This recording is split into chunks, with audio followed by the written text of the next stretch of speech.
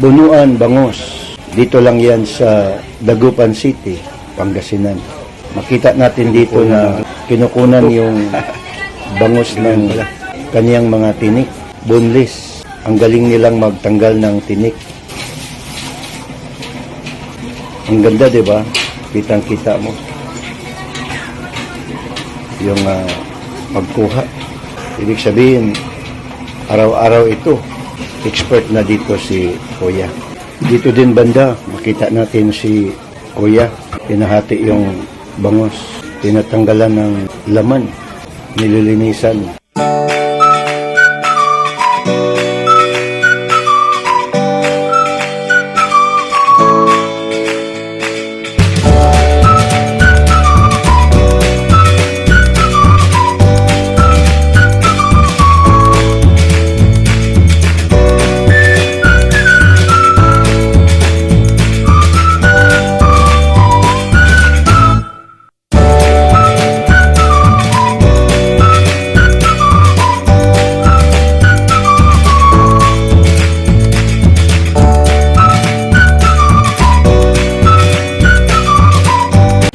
Napaka-husay, napakaganda yung trabaho ni Kuya.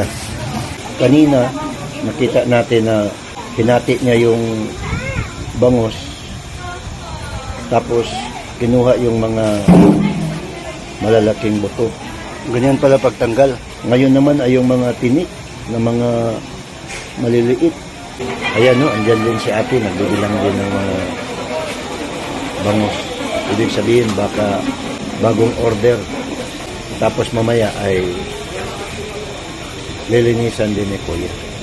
Talagang meron silang mga hanap buhay. Iba rin ito ngayon, di ba? Dahil face to face, one-on-one. Dalawa silang naglilinis, sabay, harapan. Dalawa silang kumukuha ng tinik ng basta. Wow! Diba? Makita mo na mayroong procedure yung pagkuha. Ang bilis nila. Diba?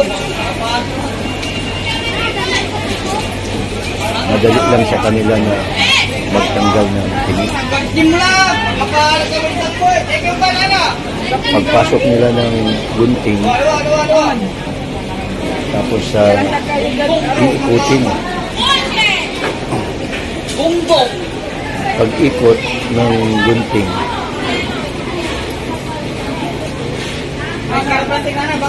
makukuha na yung tinik. Tapos simple life, di ba? Happy life. Dahil, halimbawa, si ate ay tumatawag sa kanyang cellphone, sagot din siya. Tapos sabay ng inom ng kape, di ba? Parang chill-chill lang. Nagtrabaho, tapos kung may tumatawag, sagutin lang. Diba? Andoon din si ate, oh. Nakatayo lang.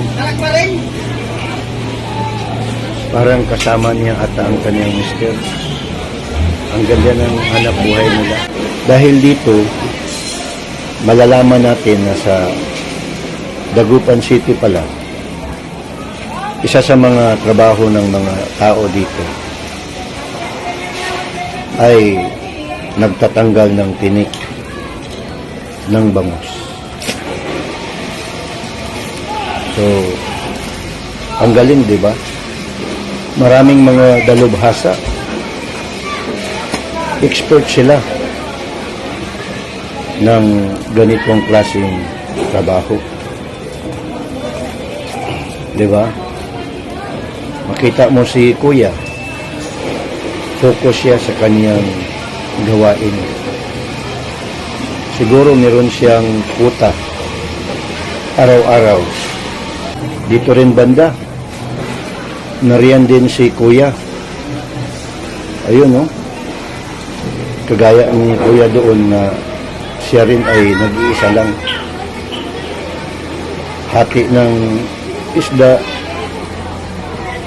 kukunan ng laman, kukunan ng buto. Diba? Tapos, ang bilis lang. Diba?